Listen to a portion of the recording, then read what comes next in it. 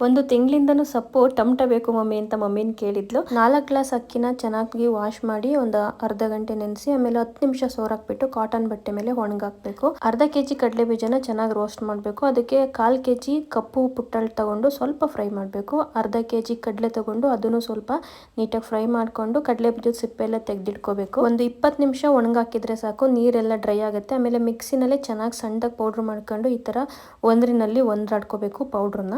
4 glass ಅಂದ್ರೆ 1 KG ಬರುತ್ತೆ ಅಕ್ಕಿ. ಅದಕ್ಕೆ 3 ಕೊಬ್ಬರಿ ತುರಿ, 1 ಕೆಜಿ ಬೆಲ್ಲ. ಅದನ್ನ ಬೆಲ್ಲನ ಮಿಕ್ಸಿನಲ್ಲಿ ಚೆನ್ನಾಗಿ ಪೌಡ್ರ್ ಮಾಡ್ಕೊಂಡು ನಾನು ಏನೇನು ತೋರಿಸ್ತೆ ಅದೆಲ್ಲ ರೆಡಿ ಮಾಡಿ ಇಟ್ಕೊಂಡಿದ್ದಾರೆ. ಈಗ ಮಿಕ್ಸ್ ಮಾಡ್ತಾ ಇದ್ದಾರೆ ದೊಡ್ಡದೊಂದು ಬೇಸನಿಗೆ ಹಾಕೊಂಡು. ನಮ್ಮನೇಲಿ ಸ್ವಲ್ಪ ಏನ್ ಮಾಡಿದ್ರು ಜಾಸ್ತಿನೇ ಮಾಡಬೇಕು, ಯಾಕೆಂದ್ರೆ ನಮ್ಮನೆಯವ್ರು ಒಬ್ರನ್ನ ಬಿಟ್ಟು ಈ ತರದೆಲ್ಲ ನಾವೆಲ್ಲರೂ ತುಂಬಾನೇ ಇಷ್ಟಪಟ್ಬಿಟ್ಟು ತಿಂತೀವಿ. ಎಲ್ಲನೂ ಚೆನ್ನಾಗಿ ಮಿಕ್ಸ್ ಮಾಡಬೇಕು. ಬೆಲ್ಲ ಹಂಟ್ ತರ ಇರುತ್ತಲ್ವಾ, ಅದನ್ನ ಕೈಯಲ್ಲಿ ಮಿಕ್ಸ್ ಮಾಡಿದ್ರೇನೆ ಚೆನ್ನಾಗಿ ಮಿಕ್ಸ್ ಆಗುತ್ತೆ.